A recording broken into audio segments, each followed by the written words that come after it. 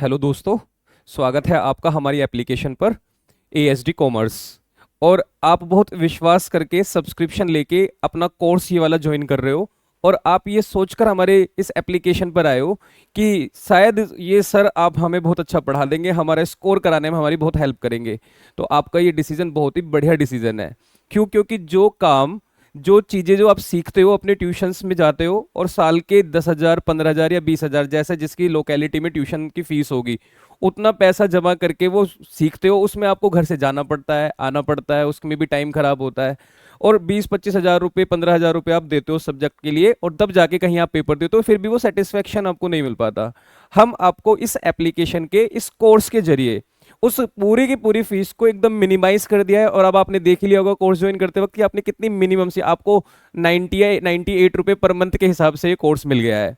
ठीक है जी। दूसरी बहुत इंपॉर्टेंट बात क्या है कि हम आपको रेगुलर टेस्ट, आपको पर्टिकुलर चैप्टर के नोट्स, PDF वाले क्वेश्चंस की प्रैक्टिस, प्रीवियस ईयर क्वेश्चंस की प्रैक्टिस, ये सब हम आपको इसी कोर्स में प्रोवाइड कराने वाले हैं। और आपको बिल्कुल ऐसा फील होगा कि ये ट्यूशन की तरह ही चल रहा है। ये कोई यूट्यूब की वीडियो की तरह नहीं है कि पीछे हमने स्लाइड लगा रखी है, बस देख के बड़बड़ बड़बड़ बोलते चले गए और जल्दी जल्दी हमने खाना पूर्ति कर दी। नहीं, मैंने कुछ नहीं लिखा हुआ, देख रहे हो आप, पूरा एक ग्रीन बोर्ड है पीछे।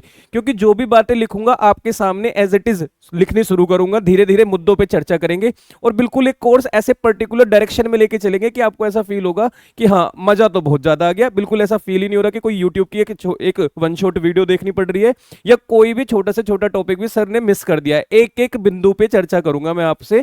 पूरे 12th के सिलेबस में यही काम मैं आपको कराने वाला हूं, और शीघ्र अति शीघ्र आपके पास वीडियो दर वीडियो आती रहेंगी, और आपको बिल्कुल कंसिस्टेंटली इनको देखते रहना है और आपको अच्छा स्कोर करना है। ठीक है जी।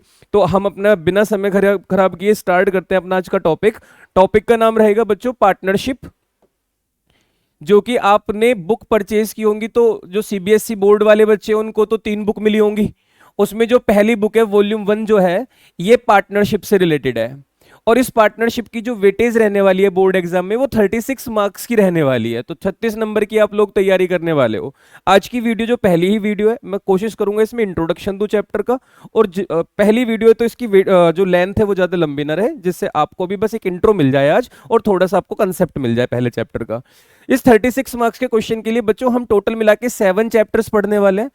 और इन 7 चैप्टर्स में अलग अलग चैप्टर की अलग अलग वेटेज है, जो कि धीरे धीरे मैं आपको चैप्टर दर चैप्टर बताता चलूंगा। ये जो पहला चैप्टर हम पढ़ने वाले हैं इस बुक का, उस चैप्टर का नाम है accounting for partnership firm. Accounting for partnership firm fundamental, ये इस चैप्टर का नाम रहने वाला है। और इस चैप्टर की नॉर्मली वेटेज 10 मार्क्स की रखी जाती है। जो बोर्ड अपने एग्जाम बनाता है उसमें ये 8, 9, 10 नंबर तक की वेटेज लेकर आ जाता है चैप्टर।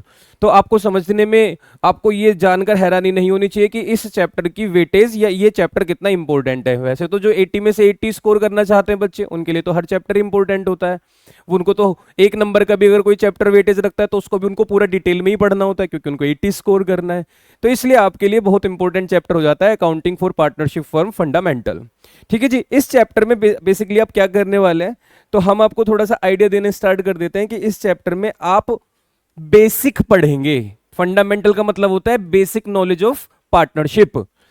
जैसे कि आप लोग जानते हैं 11th क्लास की बिजनेस स्टडीज में पढ़ के आए हो कि जो बिजनेस होता है उसमें भी जो पर्टिकुलरली पार्टनरशिप बिजनेस होता है, इसके अंदर 2 और मोर पर्सन होते हैं जो एक बिजनेस को ज्वाइन करते हैं एज अ ओनर।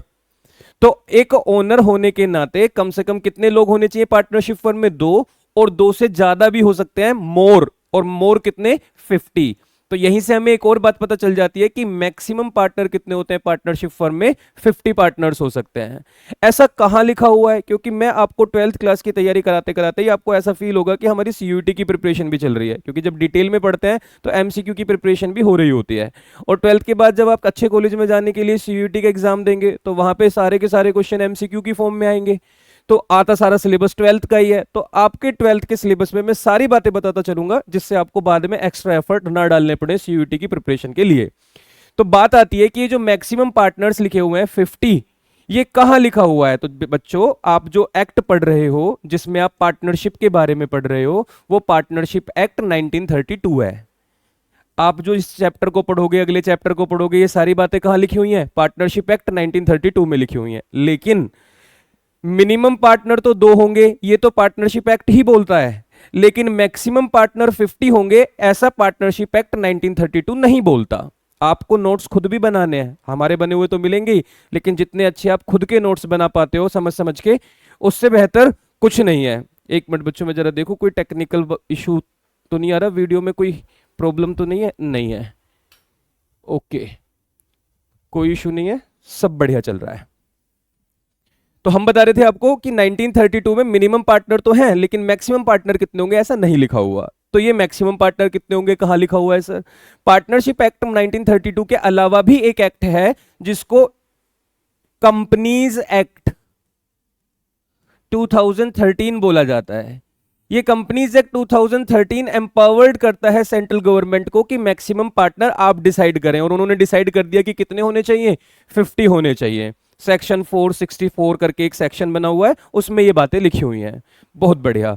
तो मिनिमम 2 पार्टनर्स हो सकते हैं, मैक्सिमम 50 पार्टनर्स हो सकते हैं, और एक पार्टनरशिप बिजनेस को स्टार्ट कर दिया जाता है। यहां तक कोई समस्या बच्चों आप लोगों को? बिल्कुल नहीं होगी। आगे बढ़ते हैं।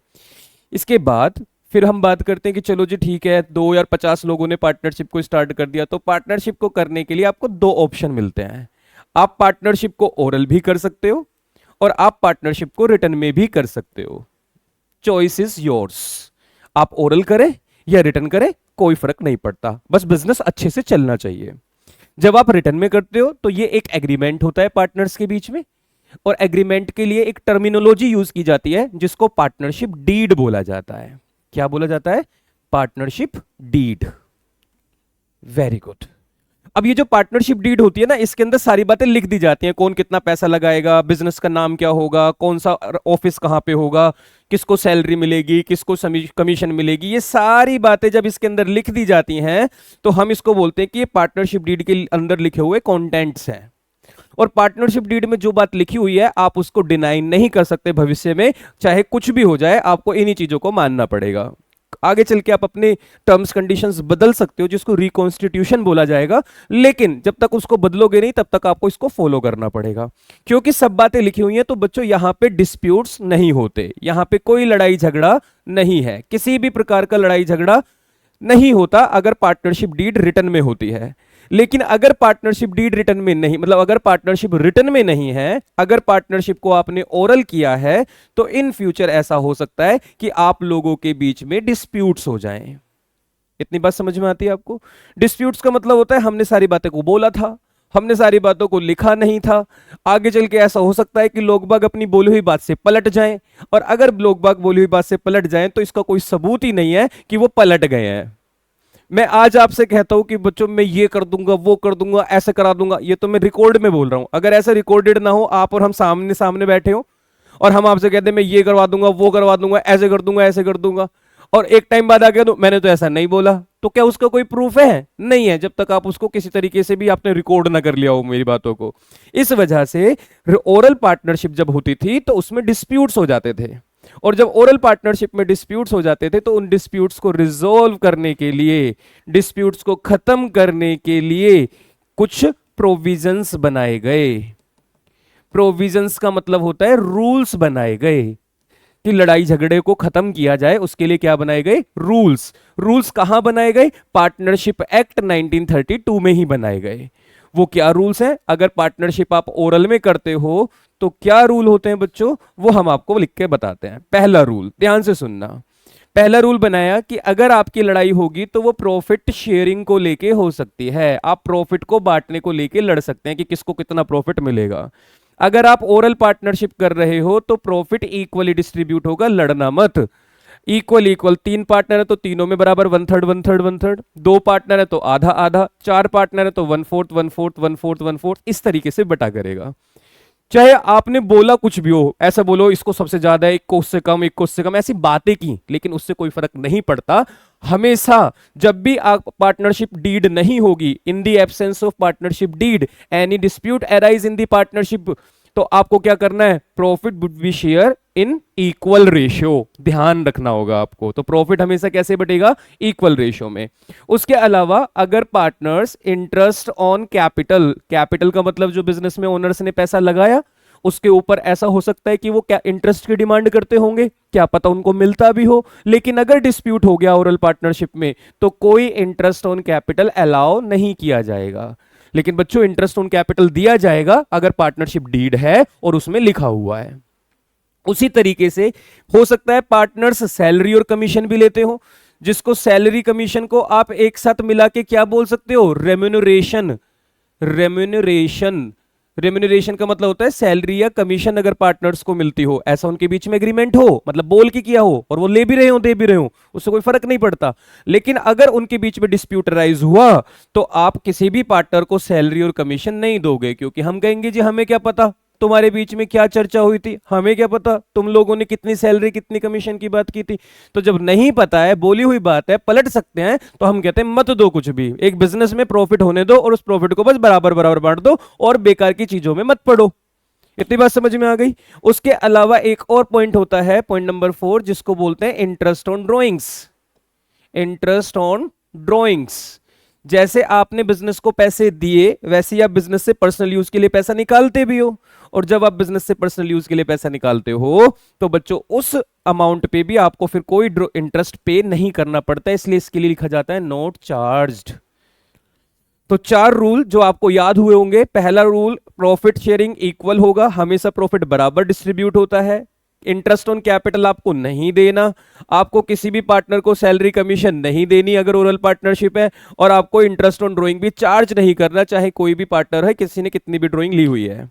और एक और पॉइंट जो आपको यहां पे ध्यान रखना है रूल्स में, 5वां रूल, वो रूल ये होता है कि अगर आपने बिजनेस को एज अ लोन पैसा दिया है, दोबारा सुनो बच्चों, आप पार्टनर हो, आपने बिजनेस को लोन दिया, क्योंकि बिजनेस को लोन चाहिए था, वो कहीं बाहर से भी तो लेता लोन, आपने दे दिया, तो उस लोन पे आपको ब्याज मिलना चाहिए, तो इंटरेस्ट ऑन लोन का कंसेप्ट भी आता है। अब इंटरेस्ट ऑन लोन के केस में ये बोला जाता है कि अगर डीड नहीं है, लिखा हुआ नहीं है, तो भी 6% पर एनम दे दो। क्यों? क्योंकि अगर ये तुम ना देते तो कहीं और से लेना पड़ता, और कहीं और से लेना पड़ता तो लिखा हो ना लिखा हो इससे कोई फर्क नहीं पड़ता, उसने अपना ब्याज बताया अगर वो मांगेगा आपसे हर साल के लास्ट में।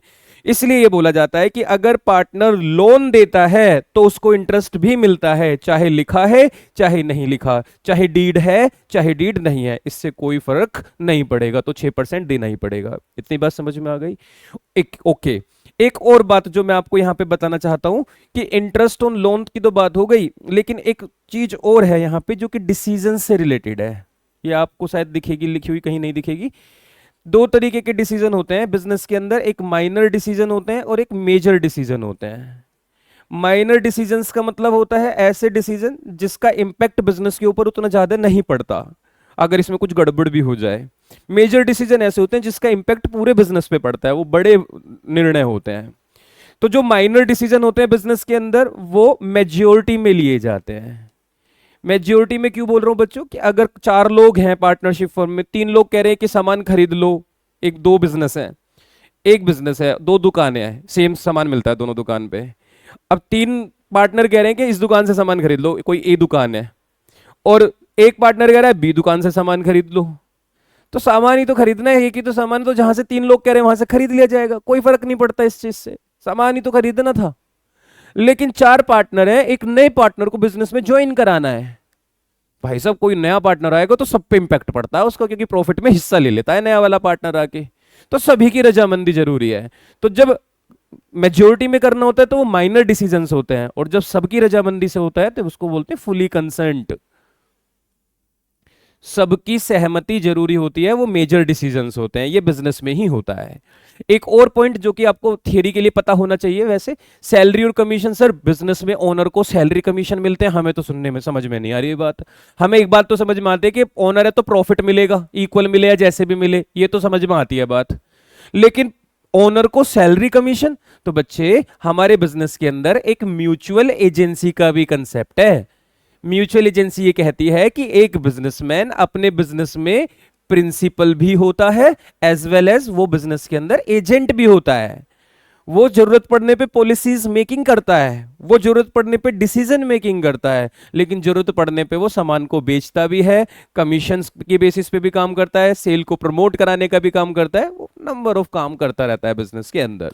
इसलिए उसको सैलरी कमीशन भी मिलती है, लेकिन अगर डीड नहीं है तो नहीं मिलती, फिर नॉट अलाउड का कंसेप्ट चलता है। आपको यहां तक की बात समझ में आई? ठीक है, आपको ये याद हो गया इंटरेस्ट ऑन लोन देना ही पड़ेगा 6%, डीड हो या ना हो। अब यहीं पे मैं आपको दो बातें और बताऊंगा। नेक्स्ट स्लाइड पे चलते हैं। इंटरेस्ट ऑन लोन से रिलेटेड ही मैं आपसे दो बातें करूंगा। Interest on loan, interest on loan से रिलेटेड मेरी जो पहली बात है, मेरी पहली बात को बहुत ध्यान से सुनना। Interest on loan paid by the firm, interest on loan firm पे कर रही है। इंटरेस्ट ऑन लोन फर्म कब पे करेगी? जब loan taken by the firm. आप ऐसे भी लिखना, अगर आप रजिस्टर में कहीं नोट्स बनाने शुरू कर चुके हो मेरी बात मान के, तो आप ऐसे ही बनाना। अगर आप इंटरेस्ट ऑन लोन के लिए लिखा है पेड बाय द फर्म, अगर इंटरेस्ट ऑन लोन फर्म दे रही है इसका मतलब लोन फर्म ने लिया होगा। और interest on loan received by the firm, अगर रिसीव कर रही है फर्म इंटरेस्ट ऑन लोन तो इसका मतलब loan given by the firm, firm ने लोन दिया होगा। किसको दिया होगा? पार्टनर को दिया होगा। तो ये केस हो गया जिसमें पार्टनर से लोन लिया था हमने, इसलिए हमने ब्याज दिया। अगर बिजनेस फर्म को इंटरेस्ट रिसीव हो रहा है तो इसका मतलब कहीं ना कहीं पार्टनर को पैसा बिजनेस ने दे रखा है, लोन एज अ लोन पैसा दे रखा है। ओके, अब ये रिसीव होगा, ये पे होगा, तो पेड होगा कब कब? अगर सर डीड है, अगर पार्टनरशिप डीड है तो एग्रीड रेट पर, एग्रीड रेट पर आप इंटरेस्ट पेड करेंगे। सर क्या कहना चाहते हो? थोड़ा सरल भाषा में, लेमन लैंग्वेज में बता दो। मैं ये कहना चाहता हूं प्यारे बच्चों, अगर आपने बिजनेस को लोन दिया तो बिजनेस आपको लोन पे इंटरेस्ट देगा। अगर पार्टनरशिप डीड है और उसमें 10% या 15% जो एग्रीमेंट में जो रेट लिखा हुआ है उसी रेट पर आपको ब्याज देगा। तो एग्रीड रेट पर इंटरेस्ट पे करती है फर्म। लेकिन absent of partnership deed, absent है, पार्टनरशिप डीड नहीं है, तो कैसे होगा? अगर पार्टनरशिप डीड नहीं है तो भी इंटरेस्ट तो देना पड़ेगा, लेकिन इस बार एक रेट फिक्स है, 6% पर एनम के हिसाब से देना पड़ेगा। आपको दोनों बातें समझ में आई मेरी? पक्का? अगर डीड है तो जो रेट है डीड में वो होगा, अगर डीड नहीं है तो 6% पर एनम होगा, पर बिजनेस को लोन के ऊपर इंटरेस्ट तो पे करना ही पड़ेगा। दूसरा केस, फर्म को इंटरेस्ट रिसीव होता है, ठीक है। पहला केस, अगर डीड है, पार्टनरशिप डीड है, तो एग्रीड रेट पर, एग्रीड रेट पर इंटरेस्ट रिसीव होगा। मतलब अगर मैं पार्टनर हूं, मेरा एक बिजनेस है, मैंने अपने बिजनेस से लोन ले लिया, मुझे पैसे की जरूरत थी, मैंने दिया नहीं है लोन, मैंने ले लिया। अब एक समय बाद, एक साल के बाद बिजनेस कहेगा लाओ जी हमें भी इंटरेस्ट दो। हमने कहा ठीक है ले लो। क्या डीड है? हमने कहा हाँ डीड है, पार्टनरशिप डीड है पार्टनरशिप फर्म के अंदर। तो मैंने कहा जो उस पे हमने जब तय किया था, जब जो डीड में लिखा था, हम उसी हिसाब से क्या पे कर देंगे? इंटरेस्ट। तो मैं उस हिसाब से इंटरेस्ट दे दूंगा, तो एग्रीड रेट पे मैं पे करूंगा, बिजनेस को एग्रीड रेट पे रिसीव हो जाएगा। लेकिन अगर पार्टनरशिप डीड नहीं है, absent of partnership deed, partnership deed अगर नहीं है, फिर क्या होगा प्यारे बच्चों? तो no interest received by the firm, कोई इंटरेस्ट बिजनेस को नहीं लेना। फिर मतलब सर कमाल हो गया, बिजनेस का तो घाटा है ये। बिजनेस अगर लोन ले लेता है तो बिजनेस को लोन पे इंटरेस्ट पे ही करना पड़ता है, चाहे डीड हो या ना हो। डीड होगी तो जो रेट लिखा होता है उस पे, नहीं होगी तो देना ही नहीं पड़, वो नहीं होती तो भी 6% देना पड़ता है। मैंने कहा हाँ प्यारे बच्चों, लेकिन अगर बिजनेस ने लोन दिया था तो बिजनेस हमेशा एक तरीके से देखा जाए तो बेचारा उदारवादी है, लिबरल है वो, तो मतलब छोड़ देता है पैसा, चलो कोई बात नहीं, ऐसे करने वाला केस है कि अगर हमने लोन दिया पार्टनर को तो हमें डीड पे एग्रीड रेट लगेगा, और अगर पार्टनरशिप डीड नहीं है तो कोई भी इंटरेस्ट हमें फिर पे नहीं करना एज अ पार्टनर। लेकिन बिजनेस के पॉइंट ऑफ व्यू से सोचे तो बिजनेस को कोई इंटरेस्ट नहीं मिलेगा अगर पार्टनरशिप डीड साइलेंट है या पार्टनरशिप डीड नहीं है, एक ही बात है। इतनी बात आपको समझ में आ गई? तो ये भी नोट कर लेने वाली बात है। वैसे मैं इन सबके नोट्स आपको धीरे धीरे प्रोवाइड करा दूंगा, सारे अपलोड हो जाएंगे, बनाए जा रहे हैं ये सारे नोट्स। बाकी ये जो लिखा हुआ है इसकी भी पीडीएफ का लिंक मैं आपको बहुत जल्दी आपके क्या कहते हैं इसी कोर्स के नीचे लिंक मिल जाएगा, आपको चिंता करने की जरूरत नहीं है।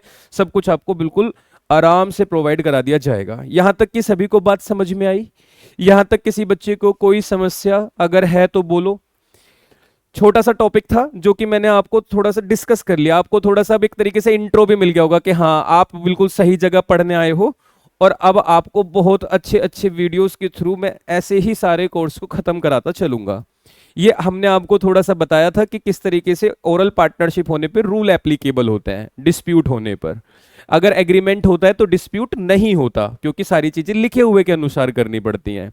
इसके बाद उस मिनिमम पार्टनर मैक्सिमम पार्टनर्स आपको पता चले, फंडामेंटल चैप्टर का आइडिया लग गया, और इस तरीके से आज की क्लास हमने स्टार्ट की थी। बच्चों ये पहली वीडियो थी जिसमें मैं जस्ट एक इंट्रोडक्शन देना चाहता था आपको थियरी के पॉइंट ऑफ व्यू से। आपको पता है 12th क्लास में थियरी बहुत मामूली सी है, अगर आप देखा जाए तो 4 से 5 मार्क्स या 6 मार्क्स की थियरी आने वाली है, बाकी सारा न्यूमेरिकल ही रहने वाला है। लेकिन थियरी भी इंपॉर्टेंट है क्योंकि हमारी प्रिपरेशन 80 में से 80 मार्क्स की रहने वाली है। हम आपसे जब नेक्स्ट वीडियो में मिलेंगे, नेक्स्ट क्लास जो होगी हमारी, उस क्लास में हम इसी टॉपिक को आगे बढ़ाएंगे और अब हम न्यूमेरिकल क्वेश्चंस को लेना स्टार्ट करेंगे। ठीक है, तो मुझे उम्मीद है कि आपको पसंद आई होगी, मजा आया होगा। कमेंट करके भी मुझे बता देना। हम आपसे नेक्स्ट क्लास में मिलते हैं। आप लोग अपना ख्याल रखना। Bye bye, take care.